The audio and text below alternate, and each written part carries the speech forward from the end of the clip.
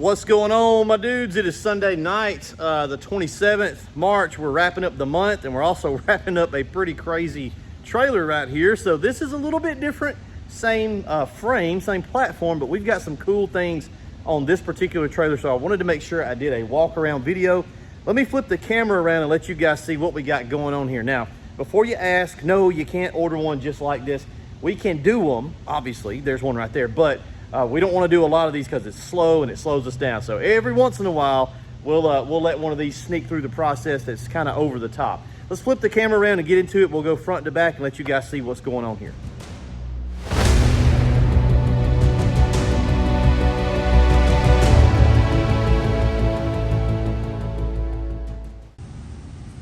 All right, so as you'll notice, we've got our standard tandem axle trailer here. We've got brakes on the trailer. That's just normal for us.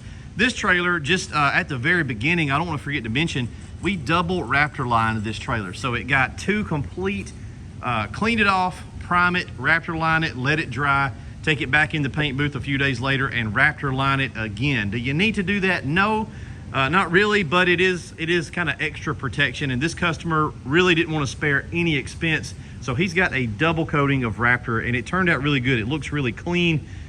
Starting up here at the front, we'll get into some things here in a second. This trailer has got a lot of electronics on it, and so we upgraded.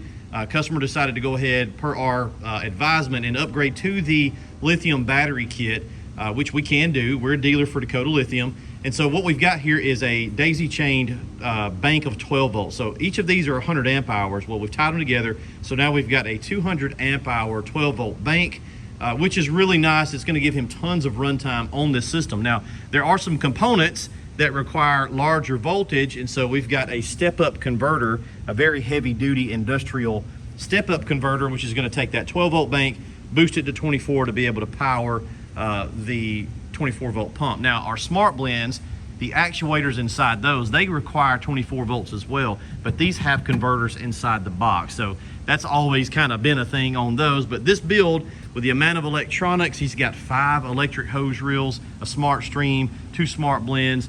There's just a lot going on, not to mention the Softwash pump. So we want to make sure he had plenty of runtime, plenty of power throughout the day. This is going to work out really good.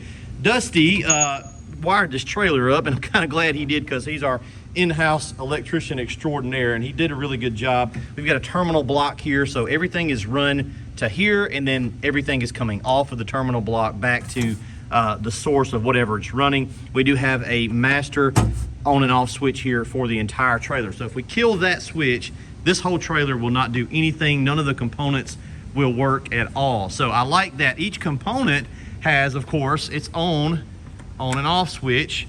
Whether it's the 12 volt down here, we've got an on and off, or any of these other gizmos here, right? They've got their own switches, but we wanted to be able to just basically kill the entire trailer at a master heavy duty switch mechanism here. So we got a little bit of work left to do in here, but it's pretty much finished.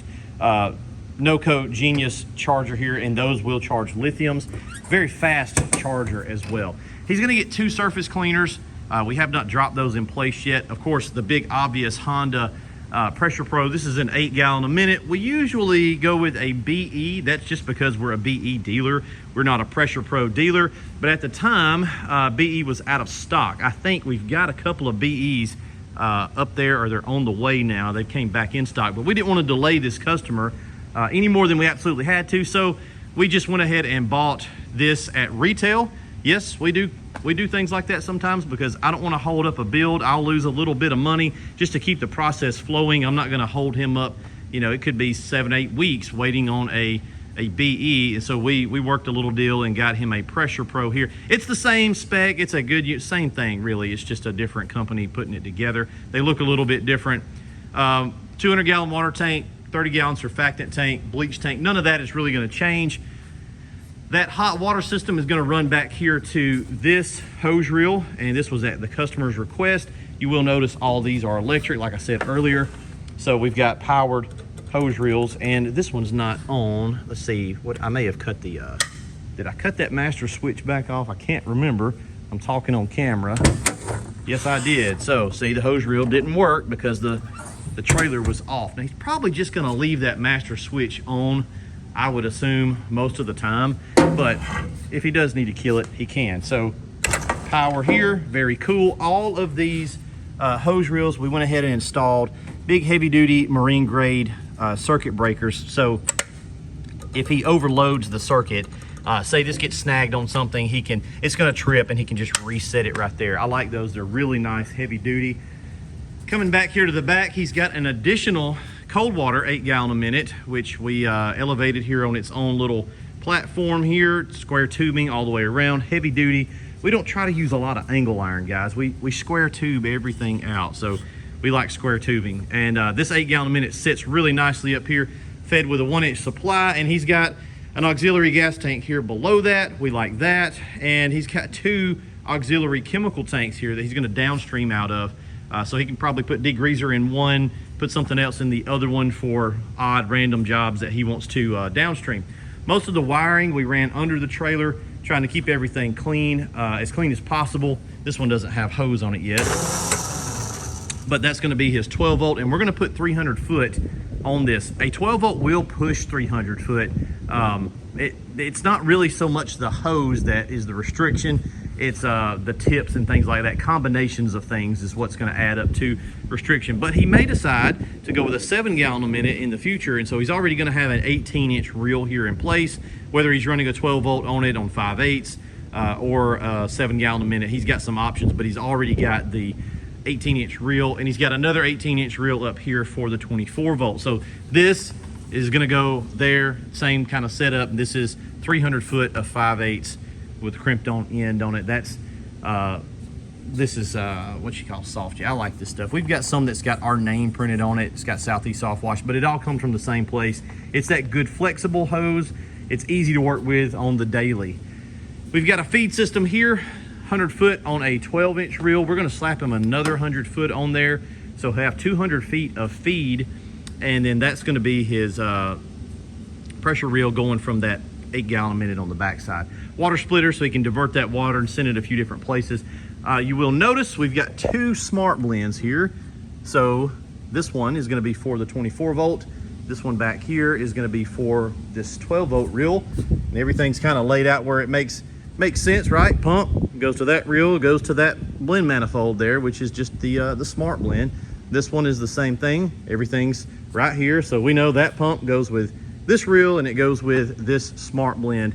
We are running batch busters now. We've been running those for quite a while in-house, and they are available on the website. We finally got our big delivery. They're all upstairs up there, so we are not running out of valves anytime soon. If you guys need the only Softwash metering valve on the market, get you one, link down below, whether you need an entire manifold or just a valve.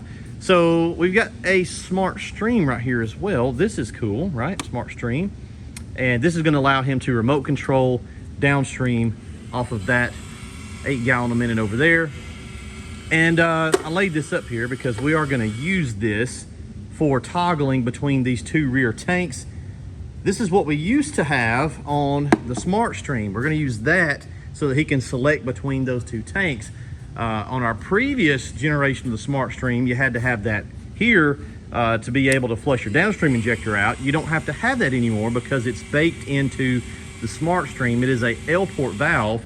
So when you press off, we'll put off in quotation marks here on the button on the remote, off means water. So you're flushing out your downstreamer by default every single time, and you're also gaining back just a little bit of flow. You don't have to remember to come back and toggle that little 3-way port there. Left is gonna be, guys, if you get a smart stream, if you want one, they're on the website, you can buy one. Left is gonna be your chem line. Middle is gonna be your injector. That goes to your injector, and it'll come set up like this with your hoses and a good length of wire hanging down. All you gotta do is hook it to 12 volts. We did this one here with a port, so he can unplug this. If this ever has an issue, he can unplug the box, you know, and work on it or send it to us or whatever he's got to do. But you don't have to be fancy with a port. All you got to do is hook it up to 12 volts, ring terminal it out, very easy. Right hose is going to go back to your water tank. So that's the orientation for all smart streams. If you buy if you buy a smart stream, just remember that 12 volts, easy peasy, right? Left is chem, middle is injector, right is water. They're all set up the same way. Very, very slick trailer. And one final thing that we did here is, yes, we did put lights. Some of you guys know we used to do this quite a good bit.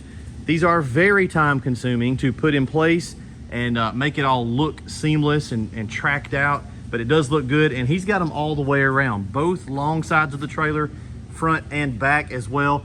I'll kill the lights in the building and get you guys a still shot, throw it up on the screen here while I'm talking. You can kind of see what it looks like at night, but there's also tank lights in the tank.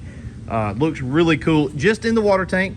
So we've got tank lights run in here, and they are really cool tank lights. We found a company that makes tank lights, and they go in with a bulkhead fitting and they're completely sealed off. So really it's the best way to get lights in a tank. And so we're going to start offering tank lights because that's a pretty quick, easy install. We don't have to charge like a ton of money.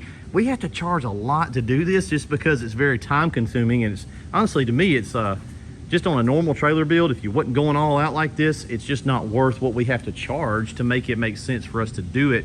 But it is cool. It does look really neat when you can light up the entire trailer.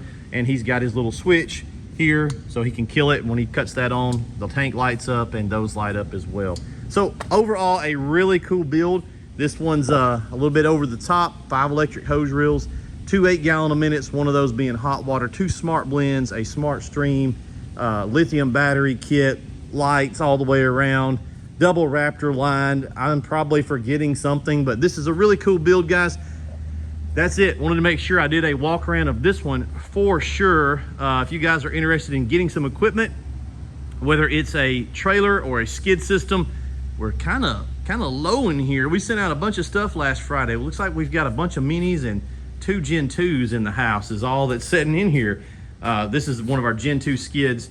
So we'll go over these next week. We're gonna be doing some cool stuff with some skids coming up. We gotta build us a shop skid next week because we're going back washing. That is right, we are firing up the old wash truck. Here's another one, 5 gallon a minute on this one. And we can put 8 gallons on these now. Just depends on what the customer wants to do. And then of course there's our mini skid. I'm up here tonight trying to figure out where I can put a smart stream. Let's cut the lights on a mini max. So here's 3 mini pros right here. And I'm gonna mount a smart stream somewhere. We just gotta figure out where we're gonna put it because I want that to be an option on the mini skid. Dude, you had a smart stream on that mini skid right there. That would be a bad little dude. Hope you guys have a great weekend. Coming to a close. We'll be back up here in the morning getting after it. Cranking, baby, doing that thing. We'll see you guys next week.